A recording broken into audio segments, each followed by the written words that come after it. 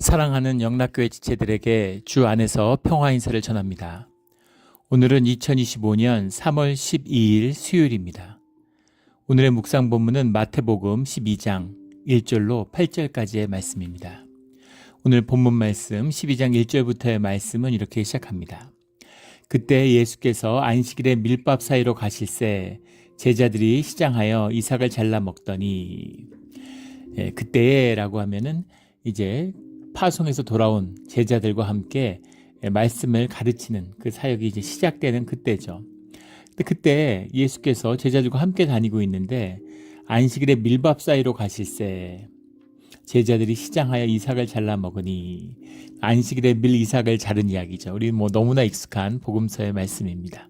근데 이 말씀을 뭔가 이렇게 칠칠치 못한 제자들, 그리고 그 제자들을 감싸주시는 주님, 대충 이런 이야기로 이렇게 읽기도 하고 그냥 해프닝 같이 그렇게 다루기도 하지만, 그런 이야기가 말씀 가운데 실릴 리가 없죠. 제자들이 모자라다는 것을 부각시키기 위해서 썼을 리도 없습니다. 그래서 이 이야기의 핵심은 뭘까요? 먼저 만나게 되는 말씀은 시장하여 라는 말입니다. 시장하다. 에페이나산이라는 말인데, 이제 페이나라는 말이 헝그리죠. 헝그리, 굶주리다, 이런 이야기입니다. 시장하여, 그러니까 좀 출출해가지고 지나가면서 재미로 이삭을 잘라 먹었다, 안식일에. 그런 얘기가 아니죠. 아무리 생각이 없어도 유대인들인데. 그리고 문제는 그 무리 가운데 바리새인들이 있어요. 2절에 바리새인들이 보고 이렇게 돼 있죠. 이 당시에 바리새인들의 그 위세와 그게 어느 정도였는지를 느끼게 해주는 본문들이 성경에 많이 있습니다. 심지어 우리 안디옥 교회 같은 데 있을 때, 베드로가 있는데 이방인들하고 같이 있잖아요. 이방인들하고 있을 때는 같이 밥을 먹었는데, 바리새인들이 오니까 밥을 안 먹어요, 같이. 바리새인들의 눈치를 보는 겁니다. 그런 이야기들이 나올 만큼 바리새인들의 그 종교적 위세라는 게 대단한 거죠. 근데 바리새인들이 함께 있는데, 하물며 유대인들인데 안식일날 이삭을 그냥 출출하고 재미로 잘라 먹는 게 아니죠. 시장하여라는 페이나라는 말 그대로 굶주린 겁니다. 근데 이 말이 우리가 자꾸 오해하게 되는 것은 이 말이 와닿지 않기 때문이죠. 이 말이 와닿지 않아요. 워낙 풍요의 시대, 미국의 85%의 인구가 비만이라고 그러죠. 초고도 비만자들도 많고, 지금 다이어트 위고비 이런 다이어트 약 만든 회사들의 주가가 세계 메모리 반도체를 장악하고 있는 반도체 업계 1위. 인간이 만든 산업 중에서 가장 시장이 크다는 반도체 업계 1위 업체가 삼성인데, 삼성 주가의 2배가 넘습니다. 조그만 회사인데 이 다이어트 약 만들었다고. 지금은 주사를 맞아서 그렇지 먹는 약으로 나오면, 그리고 만약에 그게 이제 처방 없이 그 약국에서 사 먹게 되면, 그러면 상상을 초월하는 일이 벌어질 거라. 어마어마한 이제 비즈니스가 될 거라는 거 아니겠어요? 그걸 안 사 먹을 사람이 누가 있겠습니까? 그런 시대를 살고 있죠. 곡식이 남아 돌아요. 20세기에 그 인류 역사의 가장 큰 사건 중에 하나는 오데오 지역이 개척된 것이죠. 오데오 지역이 에팔레치아 산맥을 넘어가야 되기 때문에 개척이 어려웠던 겁니다. 초기에 미국의 정착자들이. 그런데 수로를 타고서, 대서양에서 수로를 타고서 이렇게 시카고까지 내려와서 시카고가 중요한 도시가 된 거죠. 1차 세계대전이 미국 안에서는 뉴욕과 시카고의 싸움이라고 그러죠. 뉴욕을 장악하고 있는 건 유대인들이고 시카고를 장악하고 있는 건 독일 사람들입니다. 1차 세계대전 때 미국이 독일하고 싸우면서 시카고가 꺾이고 이제 뉴욕이 미국의 중심지로 떠오르죠. 근데 그때 무역량을, 유럽과의 시카고의 무역량을 지금도 따라잡지 못한다는 거예요. 100년이 지났는데도. 그러니까 그런 호황을 누렸던 것이 시카고죠. 시카고에 가면 그런 100년 전에 어떤 위강이 이제 엿볼 수가 있죠. 그런데 오데오가 개척되면서 옥수수와 대두는 이제 한국에서, 세계에서 먹는 브라질, 미국산 대두가 다 한국에서 나온 거죠. 근데 그 대두가 이제 돼지한테 먹이기 때문에 중요한 게 될 거잖아요. 대두 자체는 식량으로서 의미가 크지 않았는데, 옥수수와 대두를, 콩을 짐승들한테 먹이는 겁니다. 왜 짐승들한테 먹일까요? 남아돌기 때문이죠. 그래서 아이오와 이런데 돼지 농장 한번 지나가면서 보실 기회가 있는 분들, 대륙횡단할 때 보신 분도 있을지 모르겠는데 어마어마합니다. 입이 안 다물어질 정도로 농장 하나에서 수십만 마리의 돼지를 키워요. 보면 입이 딱 벌어질 정도로 미국의 그 축산업이 어떤 것인가 하는 걸 보게 되죠. 예. 그런 풍요의 시대, 고기가 남아도는, 고기를 뭐 일주일에 몇 번씩 먹고. 그런데 중세 시대만 하더라도 고기는 왕족이나 귀족들이나 먹는 겁니다. 자기 생일날 한번 먹을 수, 지금 북한 생각해 보세요. 김일성, 김정일 생일날 고깃국 한번 먹는 거예요. 뭐 스테이크나 불고기 꿈도 못 꾸죠. 무슨 날 중요한 날 한번 먹는 겁니다. 그리고 보릿고개가 있었어요. 우리나라도 보릿고개가 있어요. 우리 부모님 세대가 보릿고개를 경험했죠. 참 한반도가 살기 어려운 땅입니다. 대부분 산지고 겨울엔 너무 춥고 여름엔 너무 덥고 또 여름에 장마는 폭우로 몰려서 오고 정말 살기 힘든 곳이고 한반도의 비극은 늘 사는 사람의 그 적정선보다 부족한 거예요. 매년 흉작이 지는 겁니다. 흉작은 아니지만 매년 식량이 부족한 거죠.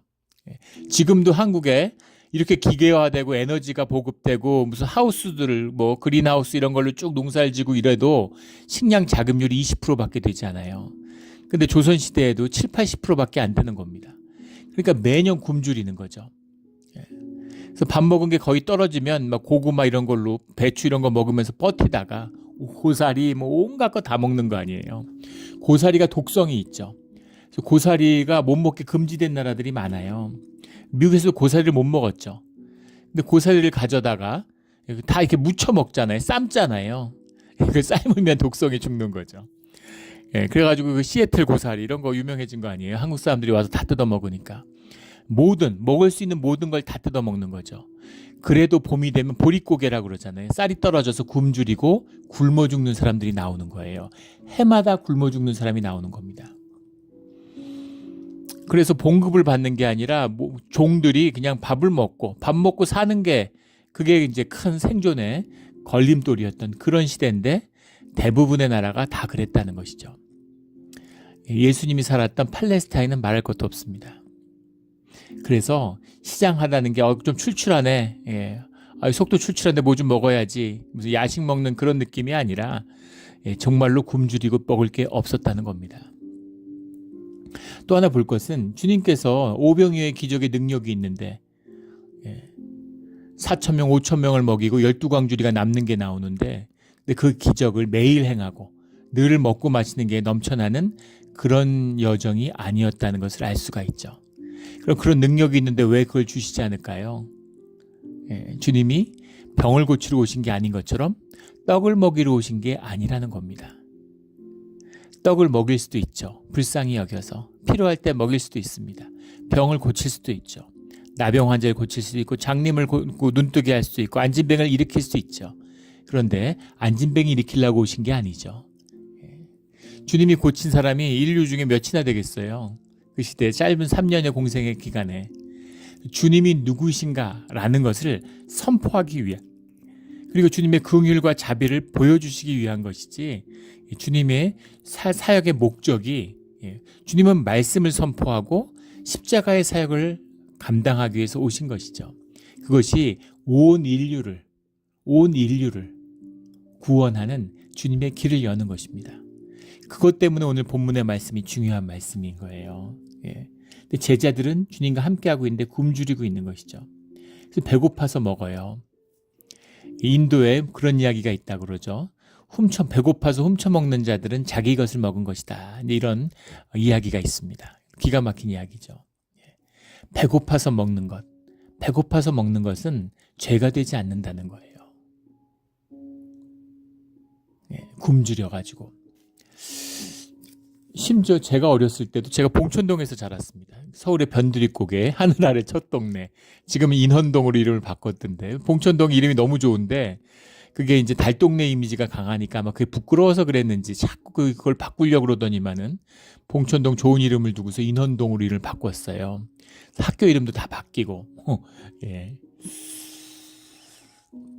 학교 이름이 다 바뀌었습니다. 그런데 저희가 중학교, 고등학교 다니고 이럴 때 초등학교 때는 오전 수업만 하고 뭐 오후 수업만 하고 그랬으니까 오전 오후반이 있어서 아이들이 넘쳐나던 시대였죠. 예. 제가 초등학교 입학했을 때 초등학교 1학년 학생이 3,200명이었습니다. 그래서 한 학년 입학식을 하는데 운동장에 3,200명이 다 못 쓰는 거예요. 그래서 전원의 한 반 정도는 학교 밖에 서 있고, 물론 초등학교 4학년 때 학교가 두 개로 쪼개졌는데 하도 많으니까 학교 전체가 3,200은 어마어마한 건데, 지금 뭐 서울에 있는 뭐 강북에 있는 학교들 초등학교 입학생이 뭐 10명이 안 되고 전교생이 100명이 안 된다 막 이런 게 뉴스에 나오고 그러는데 한 학년이 3,200명이었습니다. 대단한 시대였죠. 그런데 중학교를 가니까 도시락을 싸갖고 가잖아요. 이제 오전 오후에 공부를 하니까. 그런데 우리 그 달동네가 이제 많은데 그 학급의 절반은, 우리가 이제 한 학급에 그때 60명이었어요. 초등학교 때는 80명이었고 60명이었는데 한 절반은 밥을 안 싸웁니다. 밥을 안 싸우는데 그게 늘 학교에서 어려움이 많았어요. 중학교 때는 좀 나았는데 고등학교 때 가니까 이제 그게 좀 아이들이 이제 뭐 이렇게 도시락 훔쳐 먹고 체육 시간 이런 데 안 나가고 이렇게 어디 숨어 있다 나와가지고 빈 교실에 있는 도시락을 훔쳐 먹는 겁니다. 그게 너무 심해가지고 문제가 되기도 하고, 또 애들이 이제 같이 처음에 나눠 먹고 이랬는데 문제는 뭐냐면 도시락을 싸와도 이제 먹질 못하는 거예요. 안 싸운 애들이 많으니까. 그러니까 나중에는 그냥 귀찮아서 아예 안 싸우는 애들도 생기고 뭐 이런 이제 어려움들이 있었죠. 근데 그때 그런 생각이 들었어요. 또 밥만 싸우는, 반찬은 안 싸우고 밥만 싸우는 친구들도 꽤 있었습니다. 근데 이제 그 맨날 밥만 싸우던 애인데 어느 날 이제 단무지를 싸왔어요. 근데 한 친구가 이제 짓궂은 준 거죠. 애들이, 남자애들이, 동년배 애들 퇴행이 있으니까 짓궂은 준 거죠. 갑자기 뭐 누가 파인애플 싸왔다, 뭐 홍길동이면 길동이가 파인애플 싸왔다, 그 애들이 전부 포크 들고 이제 전부 달려드는 거예요. 한쪽씩 먹으려고. 그랬는데 이제 먹고 있었던 게 단무지였던 거죠. 노란색 단무지. 그런데 걔가 밥통을 집어 던지고 울면서 나갔습니다. 그게 지금도 기억이 나요. 뭔가 굉장히 수치감을 느꼈던 거겠죠. 그게 저희 세대, 제가 50대인데 저희 세대가 초등학교 다닐 때 중학교 다닐 때 경험했던 일입니다. 그런 가난이 있었죠. 근데 그때 집에 먹을 게 왜 도시락을 안 싸줄까, 부모가. 물론 뭐 바쁘고 아이들 돌볼 수 없을 만큼 대개 부모가 다 일을 하기 때문에 뭐 그런 경우일 수도 있었겠죠. 근데 그런 배고픔의 가난이 있었다는 겁니다. 그런 시대인 거죠. 그래서 하도 배가 고프니까 이삭을 잘라 먹는 거예요. 생이삭을 떼서 이제 입에다 넣고 먹는 거죠. 근데 그것을 바리새인들이 보고, 바리새인들이 어떻게 봤을까요? 따라다니는 거죠, 예수님을. 예수님을 따라다니는데 예수님의 말씀을 받아들이지 않아요. 그런데 예수님의 기적이 행하고, 그리고 예수님 가운데에서 말씀이 선포되는데 그 안에 깊이가 있잖아요. 그러니까 쫓아다니는 겁니다. 이게 종교인이죠. 세상 거 다 알고 싶어요. 그런데 삶으로는 일도 살지 않습니다. 그런 바리새인들의 모습이죠. 오늘날도 종교인들의 모습이죠. 무슨 제자 훈련한다, 성경 공부한다 그러면 인기가 많습니다. 그런데 봉사하고, 무슨 노숙자 사역한다, 교회에서 청소한다, 잡초 뽑는다 이러면 안 오는 거죠. 이런 사람들입니다. 바리새인들이 보고 예수께 말하되, 바리새인들은 뭐 그거보다는 훨씬 더 봉사하는 사람들이었지만 그런 의미에서 더 악하죠. 예수께 말하되 보시오, 당신의 제자들이 안식일에 하지 못할 일을 하나이다. 안식일날 어떻게 이삭을 따먹을 수가 있습니까? 이런 식으로 이제 공격을 하는 거죠. 3절에 예수께서 이르시되, 주님이 말씀하시는데 다윗이 자기와 그와 함께한 자들이 시장할 때 한 일을 잊지 못하였느냐. 우리 사무엘상 21장에 나오는 말씀이죠. 다윗이 그와 함께한, 다윗이 사울의 그 죽음의 위협에서 피해서 도망 다닐 때 노베 지역으로 가죠. 산당과 언덕이 있는 노베 땅에 가게 되는데, 거기에 있는 제사장 아히멜렉을 만나서 21장에 가보면 21장 1절에 다윗이 노베 가서 제사장 아히멜렉에게 이르니 아히멜렉이 떨며 다윗을 영접하여. 왜 떨었을까요? 다윗이 들어오는데 다윗은 지명 수배범이죠. 1순위 지병 수배범입니다. 다윗과 이렇게 공조하거나 다윗과 협력하면 다 죽는 거예요. 다윗이 들어오니까 일단 당황했겠죠. 그리고 다윗은 지금 거의 산적대에 비슷한 거잖아요. 그러니까 무섭기도 했겠죠. 예. 다윗은 처음 만났겠지만 그 소문은 많이 들었고 또 흉악한 소문, 음해하고 모해하는 소문이 얼마나 많았겠어요. 무서운 겁니다. 그래서 다윗이 들어오니까 떨며 다윗을 영접하여 어찌하여 내가 홀로 있고 함께하는 자가 아무도 없느냐. 예, 그러니까 무리가 있고 떼거리가 있다고 들었는데 왜 떼거리가 없느냐 그런 이야기죠. 그러니까 다들 뭐 이런 일로 이렇게 흩어져 있고 예, 나만 혼자 왔습니다 이러고 당신 수중에 무엇이 있나이까 이렇게 물어보죠. 강도 아닙니까? 예, 들어와서 당신 수중에 뭐가 있어 좀 있는 것 좀 내놔봐 이제 이렇게 점잖게 협박을 하는 거예요. 무기도 안 가졌고 사람들도 안 들고 왔으니까 사실은 제사장에 대한 예의를 갖췄다고 봐야 되겠죠. 떡 5덩이나 무엇이나 있는 대로 내 손에 주소서. 뭐 거지도 아니고 강도도 아니고 왜 이랬을까요? 너무 배가 고픈 거죠. 그리고 자기가 같이 다니는 자기 가족들이잖아요. 다 굶주리고 있는 겁니다. 자식이 굶주리면 아버지 눈에 보이는 게 뭐가 있겠어요. 그래서 와서 반 강도 반 거지가 된 거죠. 무엇이나 있는 대로 좀 손에 주소서. 그러니까 우리가 가진 게 아무것도 없고 제사장의 성전에 아무것도 없는데 거룩한 떡은 있다 이렇게 얘기하는 겁니다. 제사장이 거룩한 떡을 주었는데 또 이 와중에 여자를 가까이 한 일이 있느냐, 그러니까 우리가 3일 동안 가까이 한 적이 없는데 뭐 이게 무슨 의미가 있나요? 예, 그런데 지금 주님께 주어진 성전의 떡을 먹는다는 게 말이 됩니까? 예, 유대인들이 상상할 수도 없는 일이죠. 예, 그런데 아버지의 떡이니까 다윗의 떡인 거죠. 다윗이 먹은 거예요. 가져다가 나눠서 먹은 겁니다. 22장 6절에 보면 제사장이 그 거룩한 떡을 주었으니 거기는 진설병 곧 여호와 앞에 물려낸 떡밖에 없었습니다. 이 떡은 더운 떡을 드리는 날에 물려낸 것이더라. 그러니까 주님께 제사를 드리고 나온 떡이라는 거죠. 그 떡을 가져다 먹은 거예요. 그 떡은 어차피 사실 먹는 떡입니다. 주님께 드린 다음에 주님이 먹으시나요? 주님이 뭐 하늘로 가지고 올라가시나요? 아니죠. 주님께 드려진 떡을 우리가 주님 안에 하나 된 주의 자녀들이 아버지의 떡을 나눠 먹는 거죠. 그러나 성전의 떡을 성전에 제사를 지내지 않았는데 그냥 들어와서 먹었다? 있을 수 없는 얘기죠. 상상도 할 수 없는 일일 겁니다. 근데 그런 일을 했다는 겁니다. 이 일로 인해서 거기다가 또 그 성전에 보관되고 있는 그 골리앗의 그 칼을 보관하고 있었는데 그거는 이제 다윗이 전리품으로 가져온 거니까 다윗한테 줘요. 이게 노베 성전이 완전히 그 진멸되는 85명에 달하는 제사장과 가족들이 모두 다 죽게 되죠. 그리고 거기서 아비아달만 그 아비아달이라는 이름이 22장 20절에 가면 나옵니다. 그 아히멜렉의 아들 중에서 아히멜렉이 죽음을 당하는데 그 아들 중에서 아비아달만이 도망쳐서 다윗을 만나서 다윗과 평생을 함께하게 되죠. 이런 그 아비아달과의 만남이 시작되는 계기가 나옵니다. 근데 2절에 보면 환난당한 모든 자와 빚진 모든 자와 마음이 원통한 자가 22장 2절의 말씀이죠. 사무엘상 다 그에게로 모였고 그는 그들의 우두머리가 되었는데 환난당한 모든 자와 빚진 모든 자와 마음이 원통한 자는 핍박받고 억울한 일을 당한 자들이죠. 그래서 그 시대의 약자들, 그 시대의 모질이들, 그 시대의 아픈 사람들이 모두 다윗에게로 왔다라는 겁니다. 다윗이 그런 품을 가진 여호와의 마음을 가진 자다라는 것을 보여주고 있는 거죠.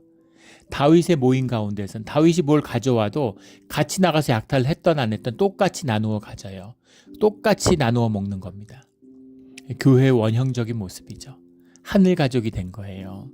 그러니까 살기 위해서 굶주리는 자들, 원통한 일을 당한 자들, 불쌍한 자들이 다윗에게로 오는 거죠. 근데 주님이 그런 다윗의 마음과 다윗의 품을 기뻐하는 겁니다. 그거예요.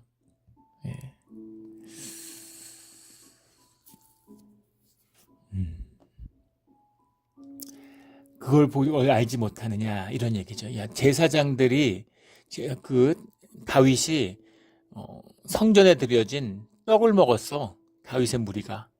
그런데 그것을 주님이 용납하시고 다윗을 기뻐하셨다. 그걸 모르냐? 그렇게 말씀하고 있는 겁니다.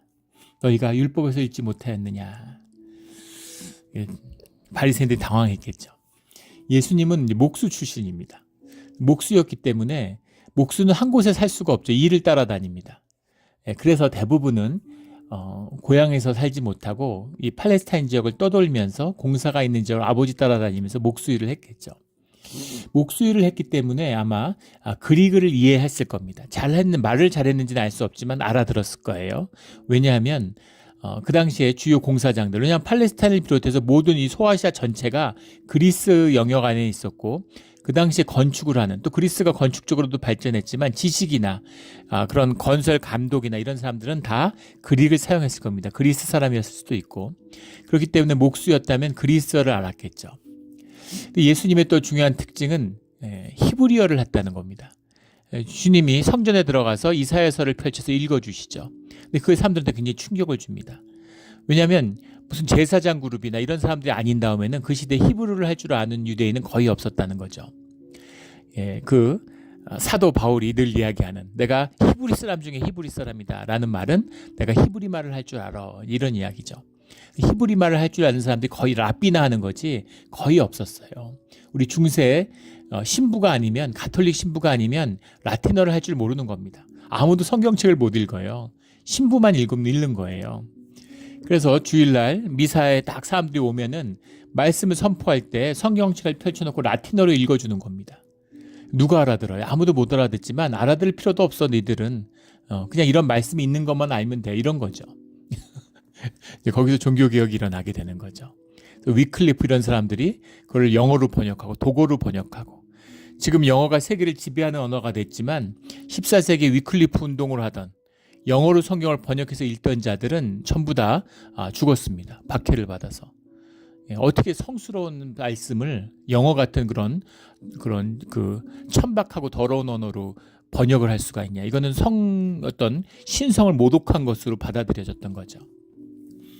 우리가 모두 성경을 가지고서 이렇게 매일 묵상하고 집에서 읽고 통독하고 꿈도 못 꿀 일이었습니다. 책이 물론 비싼 것도 있었고, 성전에 한 권씩 있는 거지 개인이 갖고 있다는 건 집 한 채 값보다 비쌌다고 그러죠. 그런 시절이었어요. 근데 예수님이 히브리어를 할 줄 알았다라는 거죠. 아람어를 당연히 했겠죠. 아람어는 이제 일상어니까 팔레스타인에서 아람어, 히브리어, 그릭을 다 하셨을 겁니다. 근데 너희가 그 다윗의 일들을, 사무엘상의 이야기를 읽어보지 못했느냐. 그러니까 그걸 또 그 이야기를 이렇게 한다는 것 자체도 바리새인들은 놀라웠겠죠. 주님이 말씀을 가지고 증거하신 겁니다. 거기서 한 발자국 더 나가서 4절에 보면, 그가 하나님의 전에 들어가서 제사장 외에는 자기와 함께한 자들이 먹어서는 안 되는 진설병을 먹지 아니하였느냐. 5절에 또 안식일에 제사장들이 성전에서 안식을 범하여도 죄가 없음을 너희가 율법에서 읽지 못하였느냐. 안식일에 제사장들이 성전에서 안식을 범한다는 건 무슨 말이냐면, 주일날 성전에서 제사를 드려야 되니까 안식일날 제사장들이 바쁘잖아요. 얼마나 그 성전에서 일이 많겠습니까? 그러니까 그것은 안식일을 어긴 게 아닌 걸 너희들이 모르느냐, 이런 말씀이죠. 민수기에 나오는 말씀이죠. 제사장들은 움직일 수밖에 없고 일을 할 수밖에 없는데 그게 안식일을 어기는 게 아니라는 뜻을 너희가 모르느냐라고 말씀하시는 겁니다. 너희들이 안식일의 참된 뜻이 뭔지를 몰라. 이런 식으로 이제 그걸 논박해 주신 거죠. 그렇죠?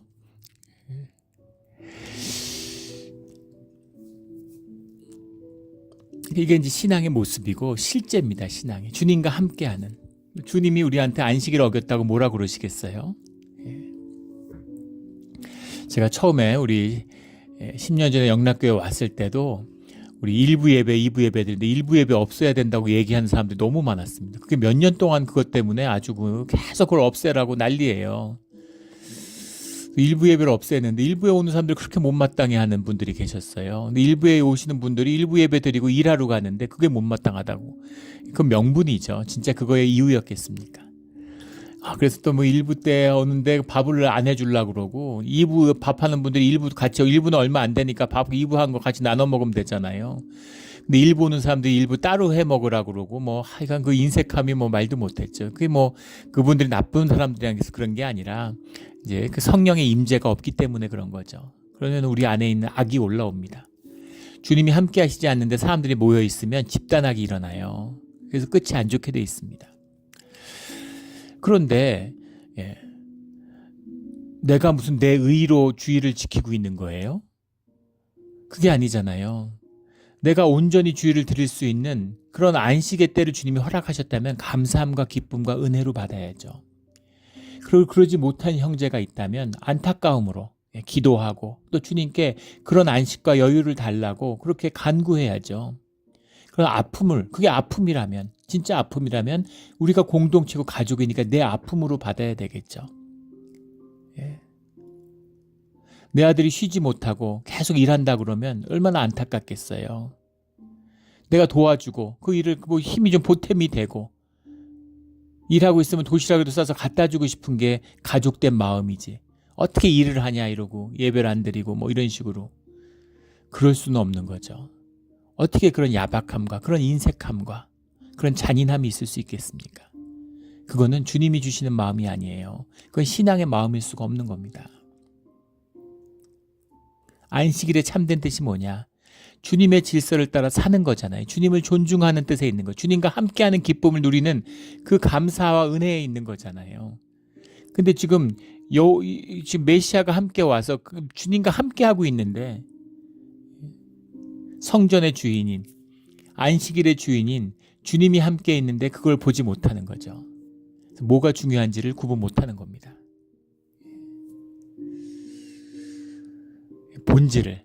본질을 보지 못하는 자들은 다 현상에 쫓겨드는 현상을 추구하고, 근데 종교인들은 그거보다 한 발 더 나아간 악함이 있어요.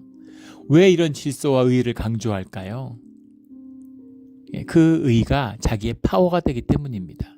이게 종교의 악함이에요. 진짜 순수한 마음으로 안식일을 지키고 말씀을 지키고 싶은데 다만 여호와를 쳐다보지 못하기 때문에, 알아보지 못했기 때문에 악을 행하는 걸까요? 그렇지 않습니다. 그 율법의 힘으로, 질서의 힘으로 자기의 파워, 자기의 권력을 만드는데 익숙한 거죠. 그걸 누리는 거예요. 그래서 바리새인들은 용서받지 못하는 겁니다. 우리 성전의 참된 뜻을 알고 안식 가운데 함께하는 우리 모두가 되기를 주의 이름으로 축원합니다. 6절에 내가 너희에게 이르노니 성전보다 더 큰 이가 여기 있느니라. 번역이 성전보다 더 큰 이가 여기 있느니라. 원문을 보면 원문에 더 큰 이라고 하는 말이 메이존이라는 말인데 더 큰 이가 아니죠. 더 큰 이라고 하면 성별이 있어야 되는데 메이존이라는 건 중성이에요. 영어 번역은 제대로 되어 있습니다. Something greater 이렇게 되어 있어요. Something greater.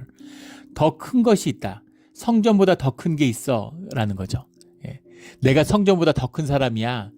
나하고 있으니까 괜찮아. 이런 얘기가 아니라 성전보다 너희가 알아야 돼. 지금 메시아를 몰라보는 애들한테 야 내가 메시아잖아. 이런 얘기하는 게 아니죠. 너희가 성전을 섬기는 자들이고 너희가 율법을 지키는 자들이라면 너희들이 알아야 할 더 큰 뜻이 있다라고 말씀하시는 겁니다. 그게 뭘까요? 7절에 바로 말씀해주고 계시죠. 나는 자비를 원하고 제사를 원하지 아니하노라. 호세아에서도 나오고 6장에도 나오고 또 우리 이사야서 1장에도 나오고 주님의 뜻이죠. 더 큰 뜻. 나는 자비를 원하고 제사를 원하지 아니하노라. 이게 주님의 말씀이고 주님의 뜻이야. 이것이 성전보다 더 큰 우리 삶의 이야기다. 우리 생명의 이야기야. 이런 얘기죠. 사람이 지금 굶어 죽고 있는데 무슨 성전에 그 무슨 지금 생밀 이삭 뜯어 먹었다고 지금 그걸 가지고 문제 삼아? 이제 그런 이야기죠.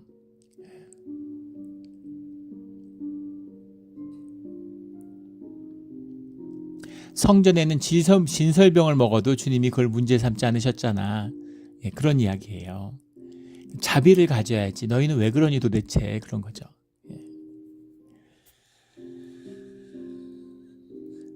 바리새인들은 뭘 먹고 와서 이랬을까요? 바리새인들도 굶는 거죠. 지금 같이 다니고 있으니까. 어디 무슨 편의점이 있고 길거리에서 뭘 먹을 수 있고 배달 음식이 있는 데가 아니잖아요.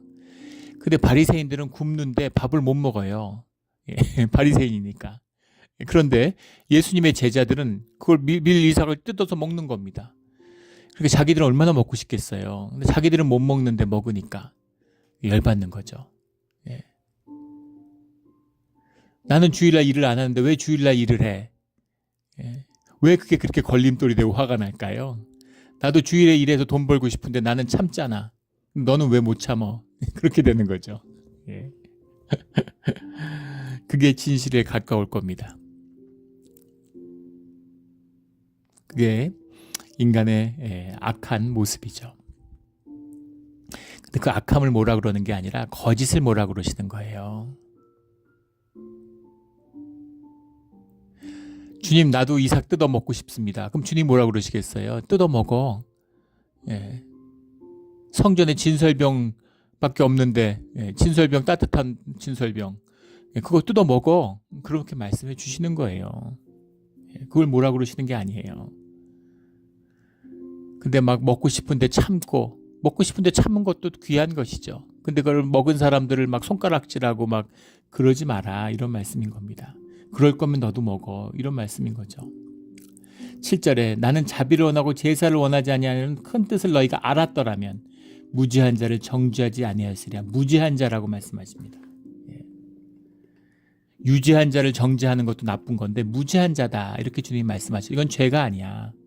아까 우리 인도 얘기 나눈 것처럼 배고파서 훔쳐먹는 것은 자기 것을 먹은 것이다, 이런 말씀인 거죠. 니들끼리 소유 정하고 누가 니들 거라고 그랬니? 근데 땅을 정해가지고 땅이 누구 거예요. 근데 등기등부 등본 만들어서 네 땅이니 내 땅이냐고 싸우고,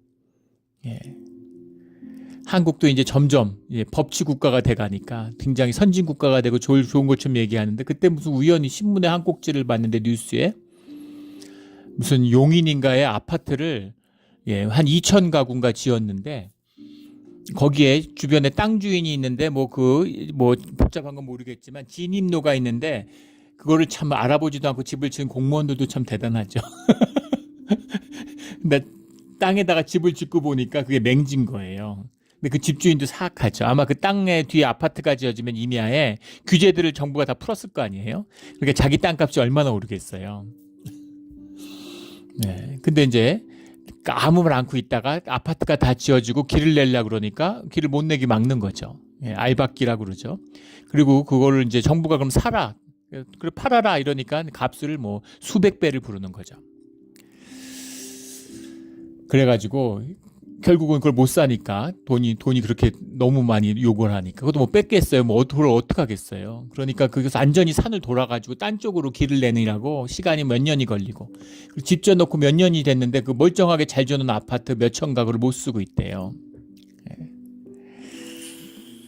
그런 짓들을 하는 겁니다. 어떻게 그럴 수가 있어요. 그리고 그 아파트가 뭐 고급 아파트도 아니고 서민 임대주택입니다.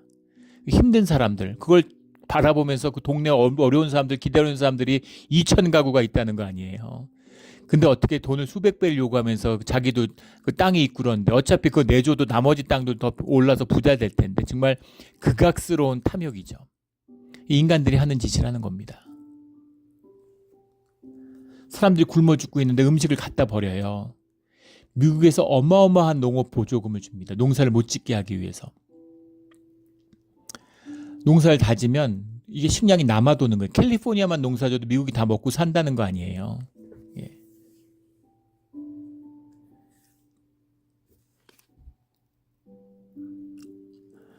몬트레이만 농사져도 캘리포니아가 먹고 산다는 거 아닙니까? 정말 비옥한 땅이죠. 농사를 못 짓게 해요. 돈을 주면서. 식량값이 폭락하니까. 그 농사져서 다 나눠 먹으면 좋잖아요. 근데 그걸 네 거니 내 거니 막 나누고 국경을 세워가지고 장벽을 세우고 네 나라 내 나라 이래서 옆에서 굶어 죽어도 우리는 막 갖다 버리고 이러는 거죠. 주님이 보시면 어떻겠습니까? 나도 애가 셋인데 막 셋째는 굶주리는데 막 둘째는 막 배가 너무 막 다이어트 하고 있고 첫째는 음식 갖다 버리고 이러면 어떻겠어요? 그게 죄인 거죠.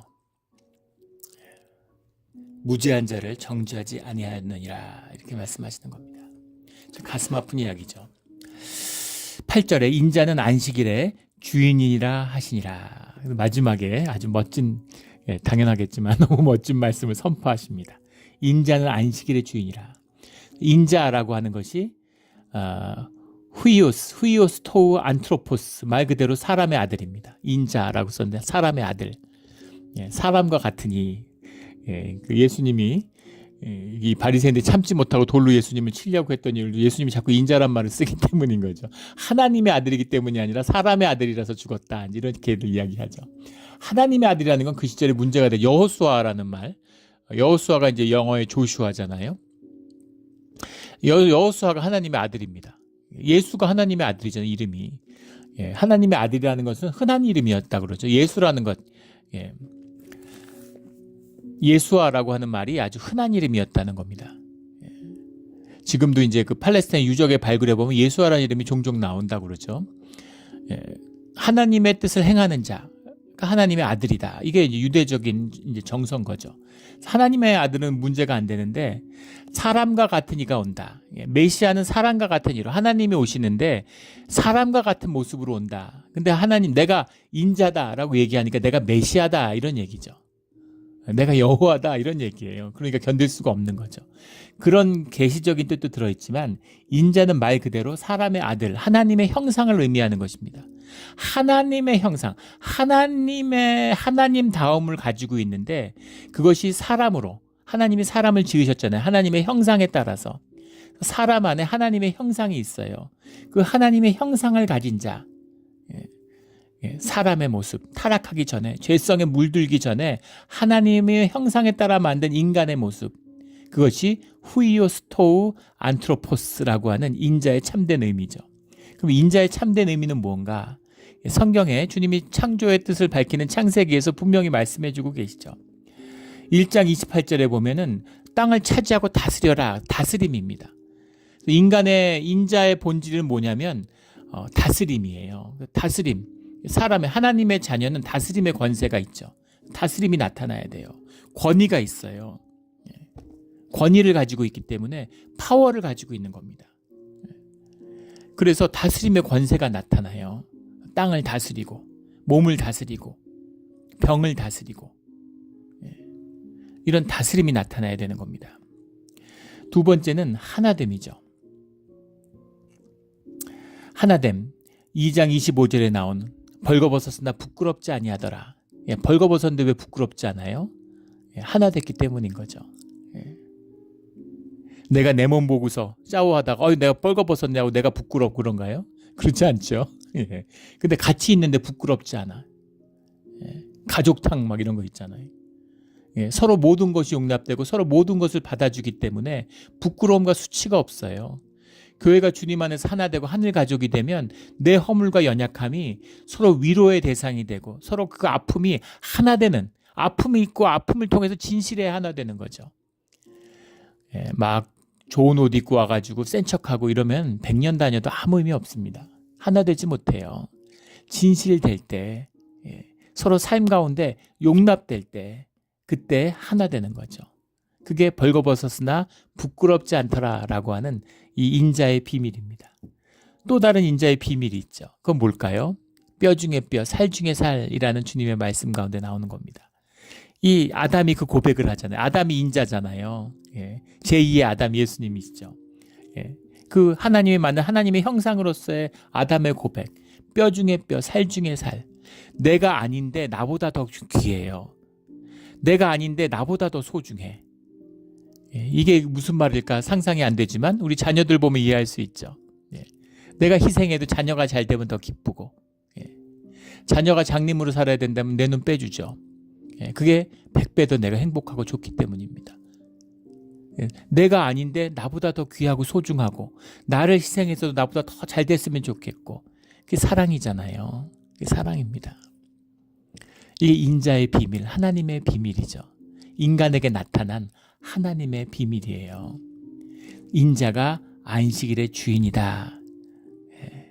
내가 성전에 제사 받는 자야, 이런 뜻도 들어있을 수 있지만 하나님의 형상으로 만든 주의 자녀가 안식일의 주인이야. 그게 안식일의 회복의 참된 뜻이다. 주님과 하나 되는, 주님과 함께하는, 그게 안식이야. 그런 얘기죠. 휴가 내갖고 뭐 쉬고 여행 다니고 이런 게 아니라 주님과 하나 되는 겁니다. 그런 피곤함이 없어요. 교회에 와서 하루 종일 있어도, 아침부터 저녁까지 있어도 피곤하지 않습니다. 피곤한 건 내가 나로 있지 못하기 때문에 피곤한 거예요. 그래서 교회 잠깐 갔다 왔는데 막 피곤해서 죽을 것 같고 이런 거는 너무 많은 에너지가 소비된 거죠. 예. 공회전을 너무 많이 한 거. 달려서 힘든 게 아니라 공회전을 너무 많이 한 거죠. 예. 주 안에서의 만들어진, 내가 나로 만들어졌는데 내가 나로 사는 게 쉽겠습니까? 내가 아닌 나로 사는 게 쉽겠습니까? 나의 나됨으로 살라는데 그건 절대로 받아들이지 않아요. 그리고 세상에 쏘가가지고 멋진 나, 내가 아닌 나로 살라고 평생 나를 학대하고 힘들게 하는 것입니다. 그 삶을 끊는 방법, 나의 나됨을 회복하는 방법은 십자가밖에 없습니다. 그게 우리 사순절을 허락하시는 주님의 우리를 인도하시는 축복이고 은혜예요. 그 축복과 은혜를 귀하게 받고 나의 나됨이 회복되는 십자가의 사순절이 되기를 주의 이름으로 축원합니다. 아멘. 기도드리겠습니다. 하나님 아버지 감사합니다. 오늘 말씀은 너무나 귀하고 깊습니다.